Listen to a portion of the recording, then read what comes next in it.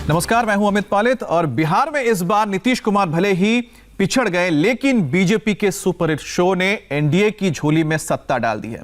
बिहार में एनडीए की जीत के बाद पीएम मोदी की अगुवाई में बीजेपी ने कल शाम जश्न बिहार मनाया और मोदी बीजेपी दफ्तर पहुंचे, कार्यकर्ताओं को संबोधित किया। और बड़ी खबर यह है कि दिवाली के बाद नीतीश कुमार 7वीं बार बिहार के सीएम के पद की शपथ लेने जा रहे हैं। बिहार में प्रचंड जीत के बाद अब बीजेपी मिशन बंगाल में लग गई है और प्रधानमंत्री मोदी ने अपने भाषण में उन्होंने अगले टारगेट की तरफ साफ साफ इशारा करते हुए कहा कि लोग उनकी पार्टी को लोकतांत्रिक तरीके से नहीं रोक पा रहे हैं, वो हिंसा का सहारा ले रहे हैं। और मिशन बंगाल को लेकर पीएम मोदी की नई सौगंध आपको दिखाएंगे, लेकिन पहले बात बिहार की। बीजेपी की कामयाबी पर आपने पिछले 2 दिन में कई पॉलिटिकल पंडितों का विश्लेषण देखा और सुना होगा। बिहार की जीत का प्रधानमंत्री मोदी ने भी विश्लेषण किया। प्रधानमंत्री नरेंद्र मोदी ने डिटेल में बताया कि बिहार में एनडीए को जीत क्यों मिली और कैसे मिली। भारत के लोग 21वीं सदी के भारत के नागरिक बार बार अपना संदेश स्पष्ट कर रहे हैं। अब सेवा का मौका उसी को मिलेगा जो देश के विकास के लक्ष्य के साथ ईमानदारी से काम करेगा। हर राजनीतिक दल से देश के लोगों की यही अपेक्षा है कि देश के लिए काम करो, देश के काम से मतलब रखो। कल जो नतीजा है उन्होंने साबित कर दिया है कि आप काम करेंगे तो लोगों से आपको भरपूर आशीर्वाद भी मिलेगा। मैं कल से टीवी पर देख रहा हूं, अखबारों में चर्चा है साइलेंट वोटर। साइलेंट वोटर अब उनकी गूंज सुनाने लगी है।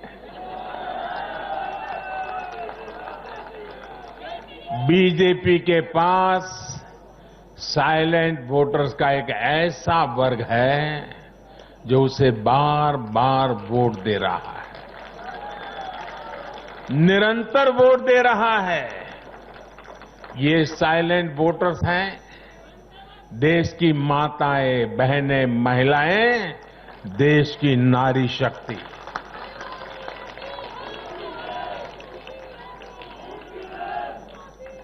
ग्रामीण इलाकों से लेकर शहरी इलाकों तक महिला वोटर ही भाजपा की सबसे बड़ी साइलेंट वोटर का समूह बन गया है। आखिर ऐसा क्यों है? क्योंकि ये भाजपा ही है जिसके शासन में महिलाओं को सम्मान भी मिलता है और सुरक्षा भी मिलती है। बैंक अकाउंट से लेकर बैंक लोन तक, गर्भावस्था के दौरान मुफ्त जांच से लेकर 6 महीने के अवकाश तक, रसोई को धुएं से मुक्त करना हो या फिर शौचालयों का निर्माण, 1 रुपये में सैनिटरी पैड की सुविधा हो या हर घर बिजली पहुंचाना हो या फिर हर घर जल के लिए अभियान हो, ये बीजेपी ही है जो भारत की महिलाओं के जीवन स्तर को सुधारने के लिए उम्र के हर पड़ाव को देखते हुए विशेष प्रयास कर रही है। इसलिए भाजपा पर ये साइलेंट वोटर्स हर बार अपना स्नेह दिखाती है, अपना आशीर्वाद देती है। मैं इसलिए इस आशीर्वाद के लिए सभी माताओं, बहनों, बेटियों को आदरपूर्वक नमन करता हूं। बिहार तो सबसे खास है। चुनाव जीतने का एक ही रहस्य है, सबका साथ, सबका विकास, सबका विश्वास, इस मंत्र की जीत हुई है। मैं बिहार के अपने भाइयों और बहनों को से उनसे कहूंगा, आपने एक बार फिर सिद्ध किया है कि बिहार क्यों लोकतंत्र की जमीन कहा जाता है। आपने फिर सिद्ध किया है कि वाकई बिहारवासी पारखी भी है और जागरूक भी है। हम सभी भाजपा के कार्यकर्ता नीतीश जी के नेतृत्व में एनडीए के कार्यकर्ता हर बिहारवासी के साथ इस संकल्प को सिद्ध करने में कोई कसर बाकी नहीं रखेंगे। और महाविजय के महाजश्न में प्रधानमंत्री मोदी ने बिहार में जीत का मंत्र भी बताया।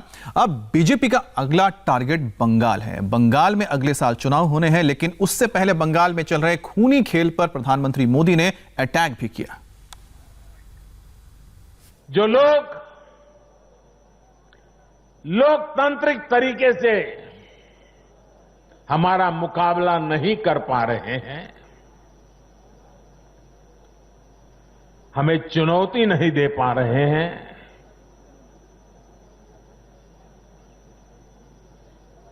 ऐसे कुछ लोगों ने रास्ता अपनाया है भारत के कार्यकर्ताओं की हत्या करने का। देश के कुछ हिस्सों में उनको लगता है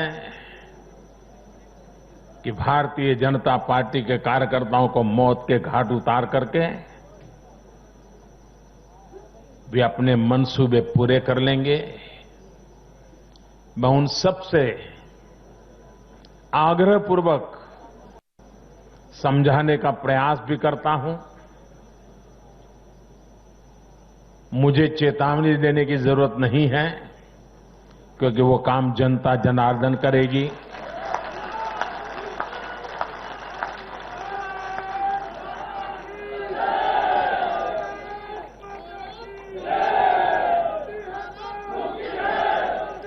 चुनाव आते हैं, जाते हैं, जय पराजय होता रहता है।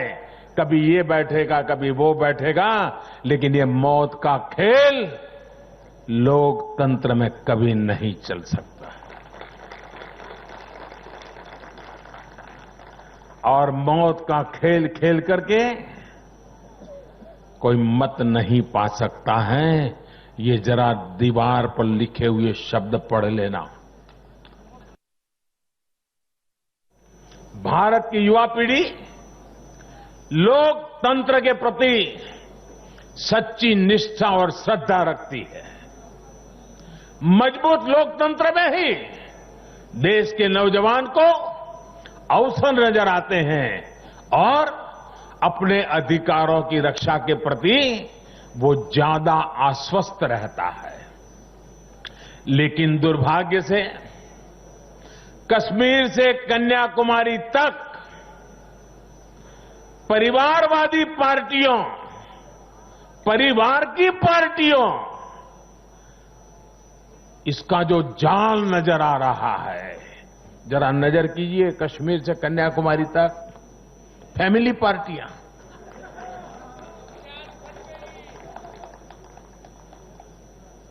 ये पार्टियों का जाल लोकतंत्र के लिए खतरा बनता जा रहा है।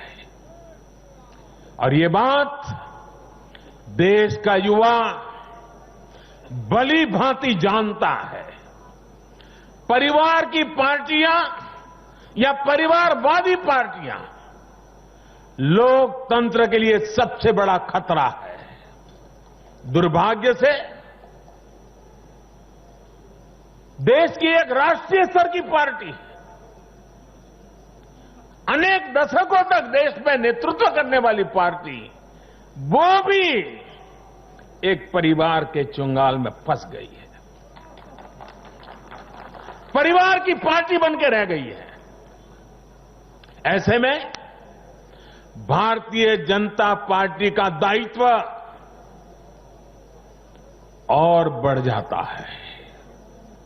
हमें अपनी पार्टी में भीतर के लोकतंत्र को मजबूत बनाए रखना है। हमें अपनी पार्टी को जीवंत लोकतंत्र का जीता जागता उदाहरण बनाना है। और तभी तो देश का प्रधानमंत्री मंच से कह सकता है, नड्डा जी आगे बढ़ो, हम तुम्हारे साथ। और रावड़ी आवास पर आरजेडी के नए चुने गए विधायकों की एक अहम बैठक होने जा रही है, इस पर अपडेट देंगे ब्रेक के बाद।